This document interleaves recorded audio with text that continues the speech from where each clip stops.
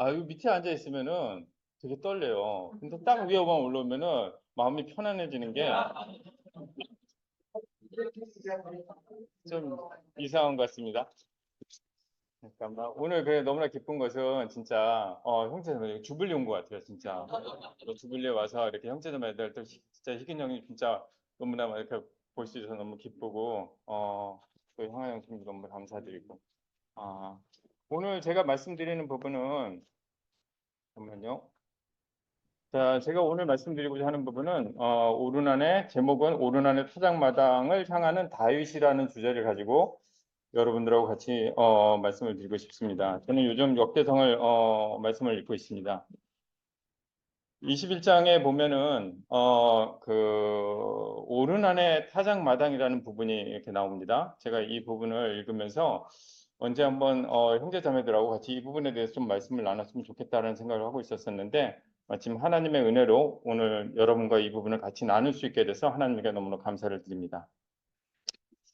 이전까지 저는 그 오르난의 타작마당에 대해서 실은 잘 몰랐었어요. 그냥 뭐 얘기는 들었는데 뭐 이렇게 쓱 지나갔던 부분이었었는데 이 부분을 계속 이렇게 묵상을 했는데 어쩌면 이 자리에도 저와 같은 분이 있을 거라는 생각이 들었습니다. 그러니까 타작마당에 대한 부분은 얘기는 들었지만 이 깊은 뜻, 이 안에 나와 있는 하나님의 뜻에 대해서 잘 모를 수도 있을 것 같은데 오늘 이 시간을 통해서 좀 알 수 있으면 좋을 것 같습니다. 21장은 다윗이 인구조사를 하게 되는 부분입니다. 그래서 그 일로 하나님에게 징계를 받죠. 그리고 나서 그 징계를 받고 난 다음에 회개 과정, 다윗의 회개 과정을 그리고 있습니다. 이 과정을 통해서 저는 다윗을 징계하는 하나님의 마음과 또 하나님과 다시 연결하기 위해서 노력하는 그 다윗의 마음에 대해서 좀 알아보고자 합니다. 그리고 회개라는 것이 회개했을 때 어떤 열매를 맺게 되는지, 그리고 하나님 왜 그토록 회개를 시키려고 하는지 그 부분도 우리가 좀 살펴봤으면 좋겠습니다. 우리 모두는 저를 비롯해서 모두는 죄성을 가진 죄인이죠. 시간이 지나면 지날수록 저는 그것을 참 많이 느끼게 되는 것 같습니다. 그래서 죄성을 갖고 있기 때문에 우리는 죄를 짓고 또 회개의 과정을 또 거치게 됩니다. 그래서 끊어지는 하나님과의 관계가 다시 또 연결이 되게 되는 거죠. 이런 과정을 통해서 우리의 믿음이 연단되어 가게 됩니다. 그리고 최종적으로는 우리의 모습이 예수님을 이렇게 닮아가게 되는 삶을 살게 되는 것입니다.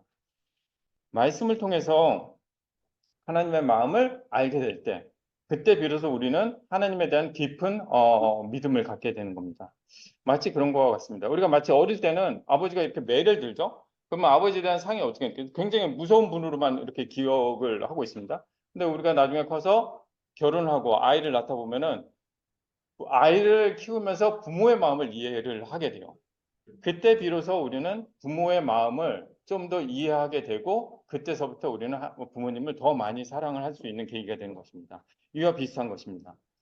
그래서 하나님의 마음을 알기 위해서는 부단히 우리가 성경을 읽고 묵상하고 그리고 실천할 때 비로소 하나님의 마음을 느낄 수 있게 되는 것입니다. 우리가 성경을 같이 한번 그래서 우리는 매일 성경을 읽어야 된다는 생각이 듭니다. 오늘 보는 부분은 그 역대상 21장입니다. 이 전문을 오늘 윤성화 자매가 읽도록 하겠습니다. 읽겠습니다. 역대상 21장. 사탄이 이스라엘을 치려고 일어나서 다윗을 부추겨 이스라엘의 인구를 조사하게 하였다. 그래서 다윗은 요압과 군 사령관들에게 지시하였다. 어서 네? 부엘세바에서 단에 아니, 이르기까지 지금 여기 없어. 아유, 이 빨래를 이스라엘의, 밑에. 이스라엘의 인구를 조사하여 그들의 수를 나에게 알려주시오. 그러자 요압이 말하였다. 주님께서 그의 백성을 지금보다 100배나 더 불어나게 하여 주시기를 원합니다. 높으신 임금님, 백성 모두가 다 임금님의 종들이 아닙니까? 그런데 어찌하여 임금님께서 이런 일을 명하십니까? 어찌하여 임금님께서는 이스라엘을 벌받게 하시려고 하십니까? 그러나 요압은 더 이상 왕을 설득시킬 수 없었으므로 물러나와서 온 이스라엘을 두루 돌아다닌 다음에 예루살렘으로 돌아왔다. 요압이 다윗에게 백성의 수를 보고하였다. 칼을 빼서 다룰 수 있는 사람이 온 이스라엘에는 110만이 있고 유다에는 47만이 있었다. 그러나 요압은 왕의 명령을 못마땅하게 여겨 레위와 베냐민은 이 조사에 포함시키지 않았다. 하나님께서 이 일을 악하게 보시고 이스라엘을 치셨다. 그래서 다윗이 하나님께 자백하였다. 내가 이런 일을 하여 큰 죄를 지었습니다. 그러나 이제 이 종의 죄를 용서해 주시기를 빕니다. 참으로 내가 너무나도 어리석은 일을 하였습니다. 주님께서 다윗의 선견자 갓에게 말씀하셨다. 너는 다윗에게 가서 전하여라. 나 주가 말한다. 내가 너에게 세 가지를 제안하겠으니 너는 그 가운데서 하나를 택하여라. 그러면 내가 너에게 그대로 처리하겠다. 넘겨주세요.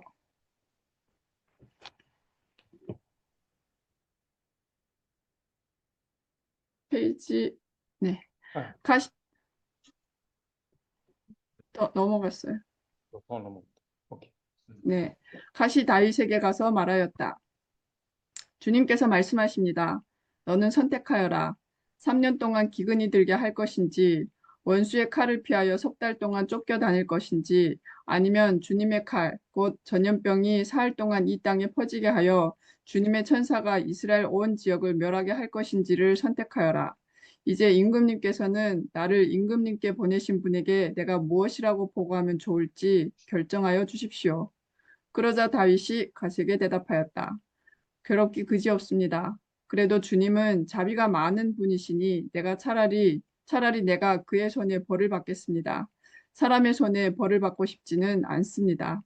그리하여 주님께서 이스라엘에 전염병을 내리시니 이스라엘 사람이 7만 명이나 쓰러졌다. 하나님께서는 예루살렘을 멸망시키려고 천사를 보내셨다. 그러나 주님께서는 천사가 예루살렘을 멸망시키는 것을 보시고서 재앙 내리신 것을 뉘우치시고 사정없이 죽이고 있는 그 천사에게 그만하면 됐다. 이제 너의 손을 거두어라 하고 명하셨다. 그때 주님의 천사는 여부스 사람 오르난의 타작마당 곁에 서 있었다. 다윗이 눈을 들어보니 주님의 천사가 하늘과 땅 사이에 서서 칼을 빼어 손에 들고 예루살렘을 겨누고 있었다. 그래서 다윗은 장로들과 함께 굵은 베옷을 입고 얼굴을 땅에 대고 엎드렸다. 그때 다윗이 하나님께 아뢰었다. 이 백성의 인구를 조사하도록 지시한 사람은 바로 내가 아닙니까? 바로 내가 죄를 짓고 이런 엄청난 악을 저지른 사람입니다. 백성은 양떼일 뿐입니다. 그들에게야 무슨 잘못이 있습니까? 주 나의 하나님, 나와 내 집안을 치시고 제발 주님의 백성에게서는 전염병을 거두어 주십시오. 주님의 천사가 갓을 시켜 다윗에 이르기를 여부스 사람 오르난의 타작마당으로 올라가서 주님의 제단을 쌓아야 한다 하였다. 다윗은 갓이 주님의 이름으로 명령한 말씀을 따라서 그곳으로 올라갔다. 그때 오르나는 밀을 타작하고 있었다. 오르나는 뒤로 돌이키다가 천사를 보고 그의 네 아들 넘겨주세요.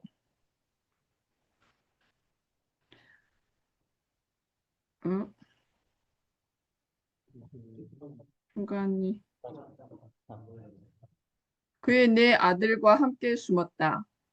그러나 21절 그러나 다윗이 오르난에게 다가가자 오르난이 바라보고 있다가 다윗인 것을 알아보고 타작마당에서 나와 얼굴을 땅에 대고 다윗에게 절하였다. 다윗이 오르난에게 말하였다. 이 타작마당을 나에게 파시오. 충분한 값을 지불하겠소. 내가 주님의 제단을 여기에 쌓으려 하오. 그러면 전염병이 백성에게서 그칠 것이오. 오르난이 다윗에게 말하였다. 임금님, 그냥 가지십시오. 높으신 임금님께서 좋게 여기시는 대로 하십시오. 보십시오. 제가 손은 번제물로, 타작기구는 땔감으로, 밀은 소제물로 모두 드리겠습니다.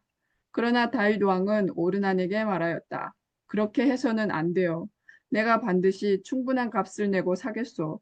그리고 주님께 드릴 것인데 내가 값을 내지도 않고 그대의 물건을 그냥 가져가는 일은 하지 않겠소. 또 거저 얻은 것으로 번제를 드리지도 않겠소. 그래서 다윗은 그 턱값으로 금 600세겔을 오르난에게 주고 거기에서 주님께 제단을 쌓아 번제와 화목제를 드리고 주님께 아뢰었다. 그러자 주님께서는 하늘로부터 불을 번제단 위에 내려서 응답하셨다. 그리고 주님께서 천사에게 명하셔서 그의 칼을 칼집에 꽂게 하셨다. 그때 다윗은 주님께서 여부수 사람 오르난의 타작마당에서 그에게 응답하여 주심을 보고 거기에서 제사를 드렸다. 그때 모세가 광야에서 만든 주님의 성막과 번제단이 기브온 산당에 있었으나 다윗은 주님의 천사의 칼이 무서워 그 앞으로 가서 하나님께 예배를 드릴 수 없었다. 아멘. 아멘. 긴 글인데 읽어주셔서 감사드립니다. 역대상 21장은 다윗 왕이 인구 조사를 하게 되고 그로 인해서 하나님의 징계를 받게 되고 그리고 다윗이 회개를 하게 되고 그리고 속죄 제사에 대한 내용을 담고 있습니다. 짧게 요약을 하면은 1절에서 4절까지는 사탄의 충동과 다윗의 인구 조사에 대한 부분을 얘기를 하고 있습니다. 사탄이 이스라엘을 대적하여 다윗을 충동질하여 인구 조사를 하게 합니다. 이거 사탄이 충동질했지만 다윗의 마음속에 있는 교만함을 사탄이 이용을 했다는 얘기죠. 그리고 다윗은 요압과 지휘관들에게 이스라엘의 백성의 수를 계수하라고 이렇게 명령을 합니다. 그런데 요압은 인구조사가 하나님께 죄가 될 것을 알고 반대를 했지만 다윗은 무시하게 됩니다. 그래서 명령을 하고 결국은 요압은 인구조사를 하게 되죠. 그래서 결국 이스라엘 전역에 걸쳐 인구조사를 하게 되었고 그 조사 결과가 다윗에게 이제 보고가 됩니다. 이 기간은 10개월 가까이 걸렸다고 얘기를 하고 있습니다. 그리고 5절에서 11절까지는 하나님의 진노, 그러니까 진노와 징계에 대한 부분을 얘기를 하고 있습니다. 다윗의 인구조사는 하나님 보시기에 굉장히 악한 일이었죠. 그래서 하나님은 이스라엘을 이제 치식으로 결정을 합니다. 그래서 하나님은 선지자 갓을 통해서 다윗에게 세 가지 징계를 선택하라고 얘기를 해요. 세 가지 중에 한 가지. 첫 번째는 3년 동안 기근이 드는 거. 그리고 두 번째는 적군에게 3개월 동안 쫓겨다니는 거. 그리고 세 번째는 여호와의 칼, 그래서 사흘 동안 온역, 전염병이 이렇게 창궐하는 거. 세 중에 하나를 선택을 하라고 합니다. 다윗은 크게 고뇌를 하죠. 여기서 다윗이 하나님에 대한 믿음을 좀 볼 수 있는 장면이 뭐냐면은 내가 사람들에게 벌을 받는 것보다도 하나님에게 내가 그 벌을 받는다라는 세 번째를 선택을 하게 됩니다. 여러분이라면은 세 개 중에서 뭘 선택을 하시겠습니까? 여러분이 다윗이라고 한다면 굉장히 어려울 것 같아요. 뭘 선택을 해도 굉장히 치명적인 겁니다. 세 번째가 뭐 3일 동안이라고 해서 근데 실은 인구가 7만 명이면은 나머지 두 개 위에 비해서 결코 작은 숫자는 아니에요. 그리고 세 번째 부분은 뭐냐면은 13절에서 17절까지는 이 전염병의 발발과 다윗의 회개하는 장면이 나옵니다. 다윗의 선택에 따라서 하나님께서는 이스라엘에게 전염병을 내리게 되죠. 그래서 어디서부터 시작했냐면은 저 맨 끝에 있는 단에서부터 시작해서 부엘세바까지 쫙 내려오게 됩니다. 그러니까 전염병이 저 위에서부터 쭉 내려오게 되는 거죠. 내려오면서 이제 예루살렘까지 내려오게 된 거예요. 그래서 하나님의 사자가 예루살렘을 멸하라고 할 때 하나님께서 이 재앙 내리심에 대해서 뉘우치시고 사자에게 멈추라고 이렇게 명령을 하게 됩니다. 여기서 성경에는 뉘우친다, 하나님이 뉘우친다라는 부분을 쓰고 있는데 이 뉘우친다는 말은 하나님이 잘못했으면 인정한다는 얘기가 아니에요. 그것이 아니라 다윗이 회개의 기도를 올리자 자신의 결정을 철회했다라는 얘기예요. 그래서 다윗은 백성이 죽어가는 것을 보고서 자신의 죄를 이제 깨닫게 되고 하나님께 회개하며 자신과 자기 아버지의 집에 벌을 내려달라고 이렇게 기도하는 장면이 나옵니다. 그래서 다윗은 여부스 사람 우르나의 타작만 곁에 있는 또 사자를 보게 되죠. 큰 칼을 들고 있는 사자를 보게 되면서 굉장히 두려워서 떨게 됐다는 장면이 나옵니다. 마지막으로 18절부터 30절은 어떤 부분이냐면은 선지자 갓이 다윗에게 오르난의 타작마당으로 가서 네가 여호와의 제단에 제사를 드려라라고 명령을 합니다. 그래서 다윗은 오르난에 가서 타작마당을 사려고 하죠. 그게 이제 자기 땅이 아니니까. 그래서 근데 오르난은 그 주인이겠죠. 오르난은 모든 걸 내가 다 드리겠다라고 얘기를 합니다. 근데 다윗은 안 된다고 얘기를 하고서 그거를 금 600세겔을 주고서 구매를 하게 됩니다. 금 600세겔은 그 당시에 시세의 10배에 해당하는 가격이라고 얘기를 합니다. 결코 공짜로 내가 하나님에게 제사를 드리는 것이 아니라 여기서 번제와 화목제를 드리게 되죠. 번제는 자신의 죄에 대해서 회개하는 제사를 드리게 되는 것이고 화목제는 끊어진 하나님과 관계를 다시 연결하겠다는 목적으로 화목제를 드리게 되는 것입니다. 그리고 그렇게 올렸을 때 다윗이 제사를 드리자 하나님께서 하늘에서 불을 내려서 그 제물을 취하게 되는 것이죠. 그래서 재앙이 그치게 됩니다. 다윗은 그곳에서 하나님께 응답하신 것을 보고 그곳에서 계속 제사를 드리게 됩니다. 사건의 발단은 인구조사입니다. 인구조사. 왜 인구조사가 왜 죄가 될까? 인구를 조사하는 게 왜 죄가 될까? 인구조사 자체는 죄가 되지 않습니다. 그러나 그 의도가 무엇인가, 그리고 그 방법이 무엇인가에 따라서 죄가 될 수도 있고 죄가 되지 않을 수도 있습니다. 성경에는 인구조사에 대한 부분이 출애굽기하고 민수기에 이렇게 나오는데 그것을 좀 비교해 보도록 하겠습니다. 하나님의 인구조사는 출애굽기와 민수기에 나옵니다. 출애굽기는 이제 그 이집트에서 출발을 했을 때 출발을 해갖고 가나안 그 광야를 지나서 들어가게 됐을 때 그때 하나님의 인구조사를 얘기합니다. 그때 이제 성막이 이동을 하게 되죠. 여러분 보면 성막이 막 이동할 때 이쪽에는 어느 지파, 이쪽에는 어느 지파 이렇게 막 있었죠. 그걸 해서 인구 숫자를 이렇게 분배를 하기 위해서 그때 인구조사를 하게 됩니다. 그리고 가나안 땅에 들어가서도 땅을 배분하기 위해서 인구수를 조사를 하게 됩니다. 그리고 그 방법은 뭐냐면 속전을 내야 되는 거예요. 속전이란 뭐냐면은 노예를 살 때 노예 그 사는 그 대가를 얘기를 합니다. 그러니까 이집트에서 탈출을 했을 때 하나님이 그 대가를 지불을 하신 거와 마찬가지예요. 그래서 속전을 내고 인구 조사를 하라고 얘기를 하는 겁니다. 이 속전은 얼마냐면 반세계를 1인당 반세계래요. 반세기는 노동자 2일치의 급여에 해당되는 부분입니다. 여기에 있는 모든 사람의 개수를 하려면은 반세기 모든 사람 반세기를 하나님한테 드리고 숫자를 계산을 해서 이제 보고를 하게 되는 거죠. 하나님의 평가는 이것은 합당하다. 그리고 회중을 보호하고 그리고 백성도 이에 대해서 순종을 하게 됩니다. 근데 다윗의 인구조는 이거와 달랐어요. 다윗은 사탄의 충동을 받아서 인구조사를 하게 됐는데 이 당시에 다윗은 굉장히 안정기에 접어들었었어요. 이 인구조사 했을 때가 이제 안정기에 접어들었었고, 그 주변에 뭐 블레셋이라든가 모압이라든가 암몬이라든가 그 모든 나라들을 다 복속을 시켰거든요. 그리고 근데 또 그래서 자기의 나라가 굉장히 이렇게 완전히 이렇게 튼튼하게 서 있는 상태에서 그 부분에 대해서 과시하고자 하는 마음이 있었다고 얘기를 합니다. 또 하나는 뭐냐면은 내적으로 이 당시에 그 전에 어떤 사건이 있었냐면은 압살롬의 그 세 번째 아들 압살롬이 반역을 해갖고 왕권을 빼앗길 뻔한 적이 있었죠. 그래서 다시 되찾게 되고 요압이 또 뭐 압살롬을 죽이고 뭐 그런 사건이 일어나 그래서 다시 왕권을 다시 찾았죠. 그리고 그것이 일어나고 나서 바로 베냐민 지파 세바의 반역이 또 있었어요. 그래서 내적으로 계속 그와 같은 것들이 있다 보니까 다윗은 이제 그 부분에 대해서 군사력이나 이 모든 것들을 확인하고자 하는 욕구가 생겼던 것이죠. 근데 어떤 속전이나 하나님의 방법대로 한 것이 아니라 그냥 단순히 인구 수만을 계산을 하게 된 겁니다. 그래서 이 일로 인해서 결국은 7만 명이 죽게 되고 다윗의 후회와 회개가 있게 됩니다.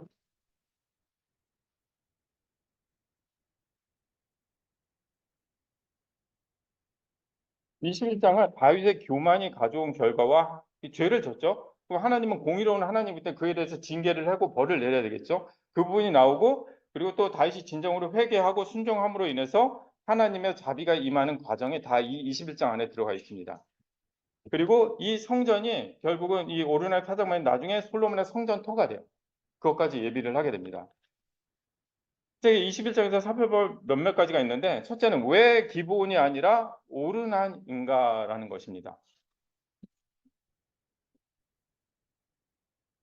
역대상 21장 29절 30절에 이런 기록이 있습니다. 옛적에 모세가 광야에서 지은 여호와의 성목과 번제단이 그때 기브온 산당에 있었으나 다윗이 여호와의 천사의 칼을 두려워하여 감히 그 앞에 가서 하나님께 묻지 못하더라라고 적고 있습니다. 기브온 산당이라고 원래 왕이나 모든 사람들이 가서 거기서 제사 드리는 장소가 있어요. 이 장소의 위치는 예루살렘에서 북서쪽으로 한 10km 정도 떨어져 있는 장소예요. 그러니까 모든 제사는 거기 가서 드렸어야 됐었어요. 다윗은 당연히 자신의 죄를 졌죠. 그래서 제사를 지내기 위해서는 거기를 갔었어야 됐어요. 근데 하나님은 그쪽을 얘기한 거 아니라 기브온이 아니라 오르난을 얘기를 합니다. 왜 다윗이 거기 못 갔죠? 무섭다고. 성경에는 무섭다고. 칼을 든 천사의 모습을 직접 봤거든요. 다윗은 가는 것이 너무 힘든 거예요. 이 오르날 타작만은 예루살렘 안에 있었어요. 다윗 하면은 뭐가 생각나요? 하나님과 1대1 대화를 하는 사람 아니에요? 항상 하나님과 같이 갖고 하나님과 얘기하는 사람이에요. 그런데 지금은 하나님 앞에 나아갈 수가 없게 된 거예요. 왜? 왜 그렇죠?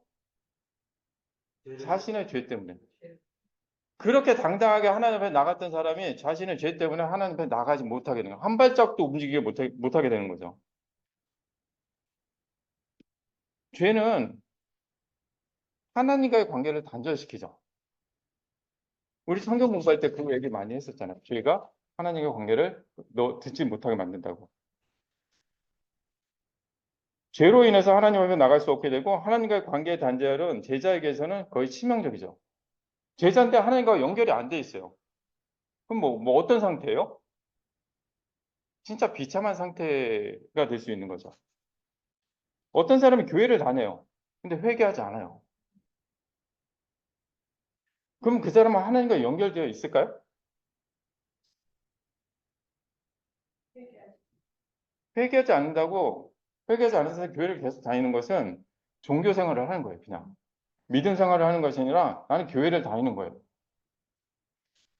그만큼 죄와 하나님과의 연결 관계는 굉장히 밀접한 관계가 있습니다. 다윗은 두려웠습니다. 그래서 한 발자국도 움직일 수가 없었던 것이죠. 이런 경험 누구나 다 있지 않나요?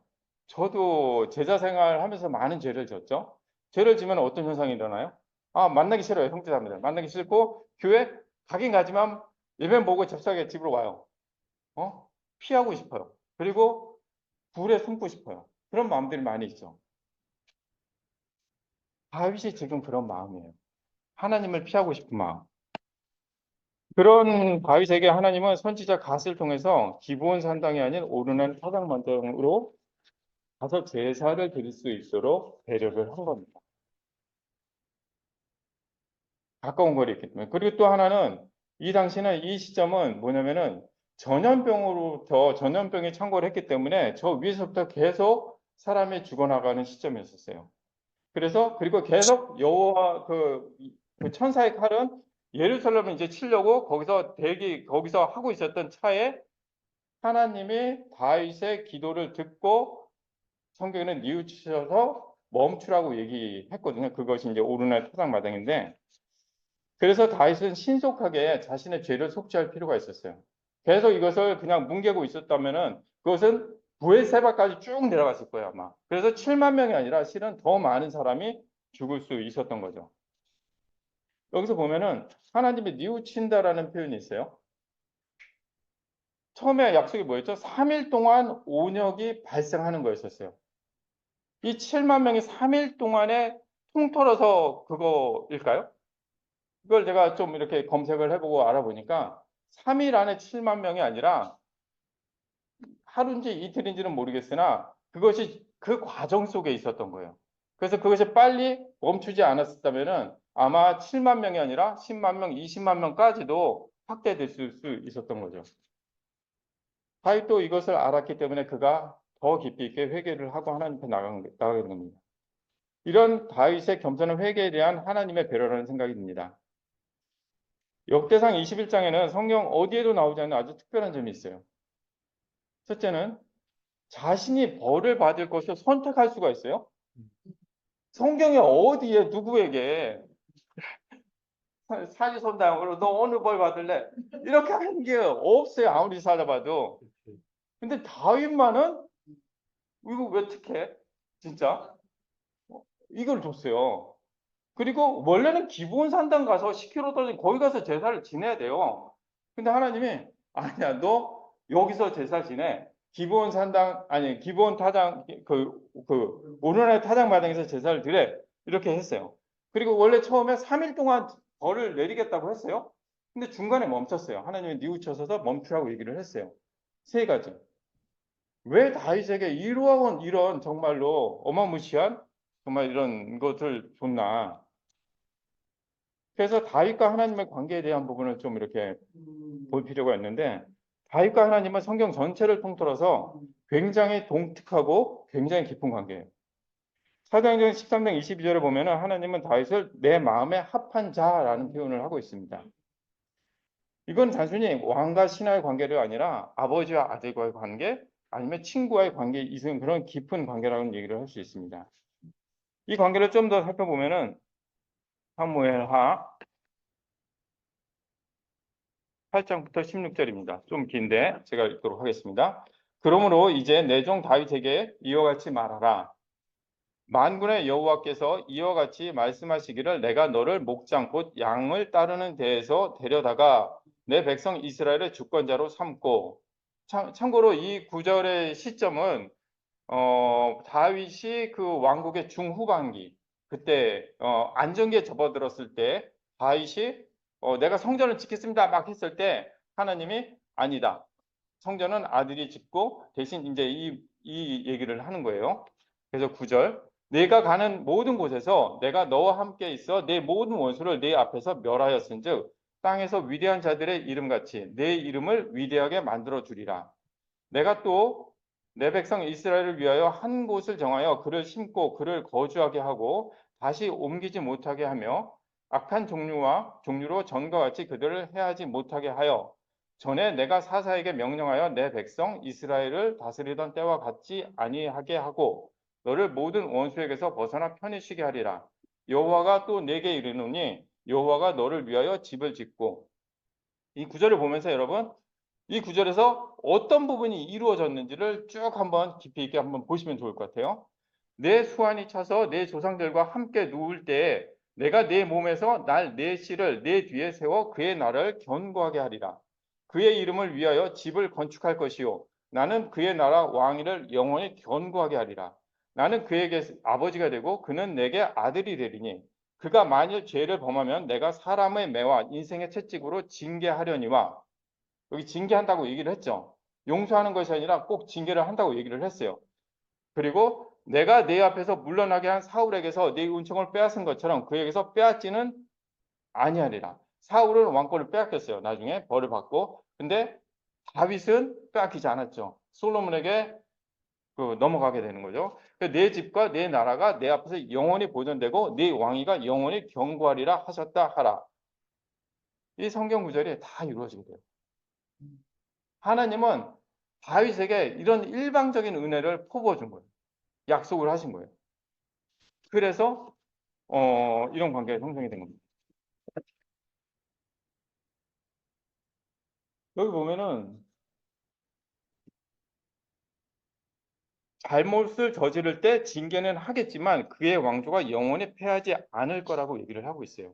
그것 때문에 다윗이 징계를 받았지만 그가 회개했기 때문에 다시 작동을 하게 된 거죠. 두 번째, 하나님 마음에 합한 자라는 얘기가 있습니다. 우리가 많이 봤던 구절입니다. 사도행전 13장 22절에 패하시고 다윗을 왕으로 세우시고 증언하여 이르시되 내가 이새의 아들 다윗을 만나니 내 마음에 맞는 사람이라 내 뜻을 다 이루리라 하시더니 내 마음에 맞는 사람이라고 얘기를 하고 있습니다. 이 말은 다윗이 완벽하다는 얘기가 아니에요. 완벽한 것이 아니라 그의 중심과 태도가 하나님에게 있었다라는 얘기예요. 하나님을 향해 있었다라는 사람이죠. 그리고 많은 우리가 시편을 보죠. 시편은 누가 썼죠? 대부분 다윗이 많이 썼죠. 그리고 찬양 저번에도 얘기했지만 찬양대를 위해서 나중에 역대상 뒷부분을 보면은 성전을 짓고 찬양대를 만들고 또 뭐 많은 것들을 많이 만들죠. 여기에서 보면은 그가 얼마나 하나님을 이렇게 사랑하고 또 찬양하려고 했는지. 그리고 다윗이 했던 거. 그 사울을 죽일 수 있었는데 죽이지 않았죠. 하나님의 말씀에 하나님의 주권을 인정을 한 거예요. 인간적으로 결정하지 않았던 거죠. 그리고 또 맨 마지막에 뭐냐면 성전 건축에 대해서 나중에 이 비애를 보면은 성전 건축에 굉장히 많은 공을 들여요. 많은 힘을 써요. 이 인구조사의 시점이 언제였냐면은 다윗의 통치 말기예요. 다윗은 70세에 죽었는데 이 기록을 보니까 학자들의 의견은 뭐 65세 전후라고 얘기를 해요. 이것이 일어난 시점이. 그래서 실은 다윗의 수명은 5년 정도밖에 남지 않았었던 시점이었어요. 그리고 근데 그 5년을 성전 건축에 의해서 굉장히 많은 자기가 짓지는 못했지만 그 많은 재료를 거기다 이제 만들게 되는 거죠. 다윗의 삶에 죄가 없었던 건 아니죠. 여러분 너무나 잘 알고 있죠. 바스바의 사건이 있었고 그리고 인구조사라는 이게 굉장히 큰 죄를 짓게 되는 겁니다. 근데 그에 대한 징계도 당연히 따랐죠. 또 아들이 죽게 되고 또 이렇게 7만 명이나 많은 사람들이 죽게 되고 또 이런 징계를 통해서 다윗은 죄를 더욱 깊이 깨닫게 되는 계기가 되었고 또 하나님께로 다시 돌아가는 그런 계기가 된 것입니다. 더 견고해졌다고 볼 수 있는 것이죠. 제가 21장을 보면서 뭘 느꼈냐면은 하나님이 다윗을 회개시키려고 굉장히 노력을 하는구나라는 느낌이 좀 들어요. 아, 얘를 내가 정말 회개시켜야 되겠다. 굉장히 아끼는, 하나님이 이 사람 너무 아끼는 거예요. 그 마음이 이렇게 느껴지는 거예요. 그 전에 왕들 보세요. 사울왕, 아합왕. 모두가 그가 죄를 짓고 불순종했을 때 결국은 죽음으로 끝나게 되고, 아합 같은 경우는 다음 세대에 가서 아들이 죽게 되지만서도 많은 이렇게 불순종했을 때 그들은 죽음으로 이르게 되고, 또 이스라엘 백성들 같은 거 어떤 경우에 그들이 불순종했을 때 광야에서 다 죽어버렸잖아요. 다. 하나님의 공의가 다 정확하게 째깍째깍 정확하게 작동을 하게 되는 거죠. 다윗에게도 물론 하나님의 공의가 작동을 합니다. 하지만 굉장히 특별하게 다윗을 사랑한다는 생각이 듭니다.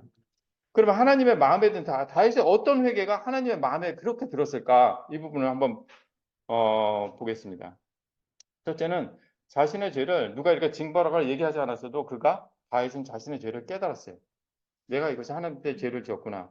두 번째는 죄를 숨기거나 변명하지 않았어요. 그러니까 자신의 죄를 숨기지 않았다. 역대상 21장 8절 보면은 다윗이 하나님께 아뢰되 내가 이 일을 행함으로 큰 죄를 범하였나이다.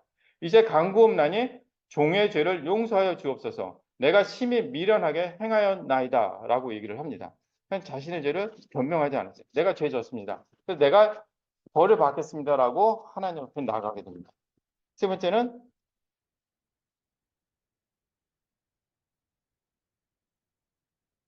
아까 얘기했던 세 번째로 선택한 기준. 내가 사람의 손에 벌을 받지 않고 하나님의 손에 벌을 받겠다라고 얘기를 했어요. 이 말은 뭐냐면은 다윗이 가세게 이르되 내가 공경에 빠졌도다. 여호와께서는 긍휼이 심히 크시니 내가 그의 손에 빠지고 사람의 손에 빠지지 아니하기를 원하나이다. 하나님에 대한 믿음. 그러니까 하나님의 자비를 전적으로 의지한 사람이었죠.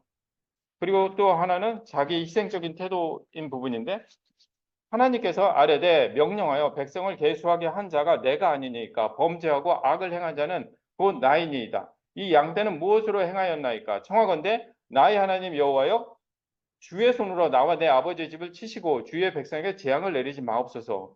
백성을 불쌍히 여겼다라는 거죠. 물론 자신의 죄 때문에 이 죄를 백성들이 자신이 벌을 받는 것이 아니라 백성들이 벌을 받게 되는 상황에 빠진 거죠. 그래서 미안한 마음도 있고 죄스러운 마음도 있고 백성을 사랑하는 마음 때문에 하나님 앞에 나아갈 수밖에 없었던 것이죠. 맨 마지막이 제가 더 참 마음에 와닿는 부분인데 하나님의 명령에 순종하여 지체하지 않고 두려움을 극복해서 오르난에 오르는 다윗의 모습입니다. 수없이 많은 사람이 죽어가고 있어요. 자기가 알아서 내가 죽어야 되는데 나도 죽을 수 있다는 생각이 들었을 거예요. 왕궁 안에 숨어 있는다고 해서 되는 부분이 아니에요. 그런데 그가 회개했어요. 그래서 가시 와서 오르난에 가서 제사 드리라고 얘기를 했어요. 그럼 가야 돼요. 두렵지만 가야 돼요. 왜냐하면은 순종하기 위해서. 하나님의 말씀이 왔을 때 그는 지체 없이 순종했어요. 두려움을 뚫고 나가는 장면이에요. 비록 예루살렘 안에 있는 기본의 오늘의 타작 마당이었지만 그 짧은 거리였겠지만서도 그가 그 두려움을 뚫고 그 제사의 자리 앞까지 나갔다라는 것이죠. 하나님은 이 부분에 대해서 그의 마음을 알았습니다. 그럼 하나님이 원하는 회개의 태도가 뭔가? 회개의 태도. 왜 어떤 회개의 태도가 있는가? 하나님께서 시편 51편 17절에는 하나님께서 구하는 제사는 상한 심령이라 하나님이여 상하고 통회하는 마음을 주께서 멸시하지 아니하시리니 라고 했습니다. 우리 많이 봤던 구절이에요. 상한 심령 그리고 상하고 통회하는 마음. 이게 무슨 마음인가? 이 구절은 다윗이 밧세바 사건 이후 하나님께 드린 기도예요. 상한 심령이라는 것은 하나님 앞에서 자신의 죄를 깊이 깨닫고 그로 인해서 마음 깊이 고통스러워하는 그 부분이에요. 그래서 애통해하는 거. 단순히 내가 죄를 지었구나. 아, 잘못했으니까 내가 다음에 하지 말아야지. 이게 아니에요. 그냥 다음부터 훔치지 말고 거짓말하지 말고 뭐 이래야지. 이게 아니고 이것이 불러일으키는 그 영향력? 그걸 깨닫는 거예요. 이 죄가 단순히 조그만 이게 아니라 이것이 무엇을 얘기하는지를 깨닫는 게, 깨닫고 무릎을 꿇는 거. 이것이 상한 심령이라고 얘기할 수 있습니다.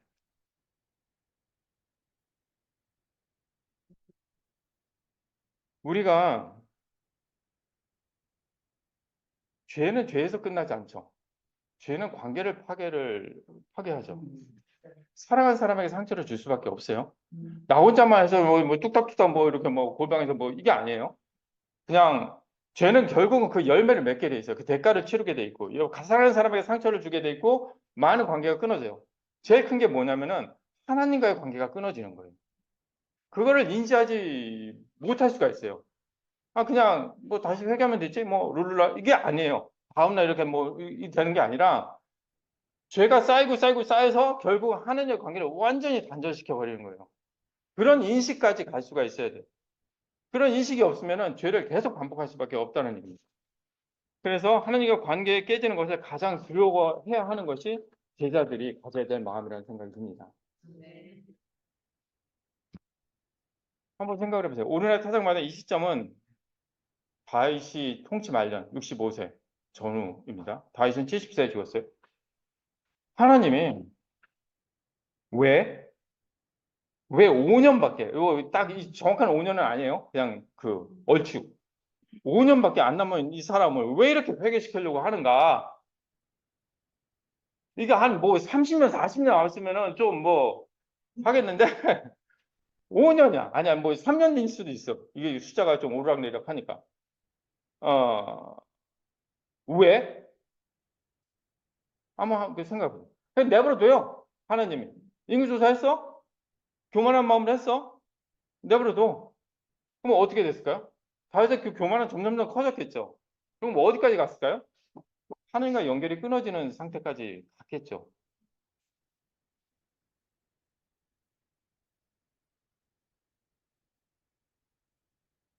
갑자기 이런 생각이 들었어요.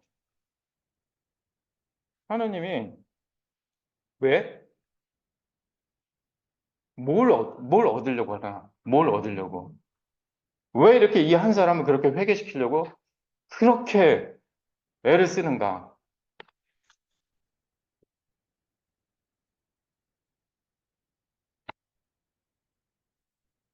다윗이 회개한 이후 어떤 일을 했냐면 역대상 그 후반부를 보면은 엄청난 일을 해요. 그가 회개하고 나서 성전 건축을 자기가 본인이 할 수 없으니까 그 재료를 엄청나게 준비를 해요. 재료 준비, 설계도 준비, 솔로몬에게 사명을 위임하고 백성의 동참을 격려하고 그 어떤 리더의 모습을 보이게 됩니다. 그리고 왕궁의 행정과 제사상 모든 걸 다 정비를 해요. 레위인도 조직화하고 제사장 계열도 확장을 하고 군대 행정 모든 걸 다 완벽하게 세팅을 해놔요. 실은 그 전에 그 모든 게 좀 엉망이었었어요. 레위인도 막 뿔뿔이 흩어져 있었고 뭐 성전도 뭐 다 그랬었고 그리고 나서 다윗이 죽었을 때 어떤 칭호를 하냐면은 이런 내용이 있어요. 그가 나이 많아 늙도록 부하고 종기를 누리다가 죽음에 그의 아들 솔로몬이 대신하여 왕이 되니라. 이게 그의 마지막을 평가하는 말이에요. 나이 많아서 늙도록 나이 많아서 죽은 거예요. 그러니까 이렇게 왕권이 폐위된 그런 것이 아니라 아까 그 언약에서 하나님이 얘기했던 그거하고 똑같이 그가 그 수완을 다 채운다고 얘기를 했어요. 그래서 똑같이 맞아들었고 부하고 종기를 얻는다. 재물의 부함뿐만 아니라 모든 사람에게 영광을 받고 모든 사람이 높임을 받고 성경에서 지금도 그러잖아요. 다윗 하면은 우리가 가장 성경에서 가장 닮고 싶은 인물하면 대부분 다 얘기하잖아요. 지금까지 하나님의 모든 약속이 이 다윗의 삶에 축복과 은혜로 이렇게 넘치게 된 겁니다. 다윗이 성전을 짓지는 않았지만 솔로몬이 성전을 지었죠. 사람들 그 성전을 보면서 어떤 생각을 했을까요? 다윗을 떠올렸을까요? 솔로몬을 떠올렸을까요? 하나님을 떠올렸겠죠. 이 성전을 짓는데 돈이 얼마나 들어갔는지 혹시 아세요? 어마어마한 돈이 들어갔어요. 뭐 그때 가치와 지금 가치를 비교할 수 없지만 금이 몇천 달란트 뭐 이렇게 해요. 그러니까 현대 가치로 한번 해봤어요. 380조. 우리나라 1년 예산이 얼마인지 아세요? 680조. 다 계산에 다 했어요. 어마어마하지 않아요? 그럼 성전이 뭐 서울시만 해요? 아니에요. 내가 계산해보세요. 성전도 가로 세로 얼마나 되나 더 계산해보세요. 그러니까 둔촌동? 강동구 둔촌동 크기? 내가 계산해봤어요. 둔촌동보다 좀 작어. 그러니까 학교 한 두세 개? 뭐 하여튼 우리 동네 둔촌 2동. 뭐 그 정도 사이즈 가로 세로 내가 계산해보니까 거기에 380조의 돈이 들어간 거예요. 어마어마한 돈이에요. 근데 여기엔 공금도 들어가고 다윗의 개인 돈도 들어갔어요. 처음에 공금으로 들어갔고 나중에 다윗의 개인 돈이 수십조가 들어가요. 이 사람 진짜 하나님을 위해서 진짜 찐이다, 진짜. 진짜 온 마음으로 진짜 사랑한 거예요. 왜? 하나님이 나를 용서해 주셨고 그래서 내가 이 자리에 왔다. 그리고 하나님은 이런 식으로 얘기를 했어요. 사람들은 그 성전을 보면서 하나님을 찬양하게 됐을 거예요. 오랜 시간 동안.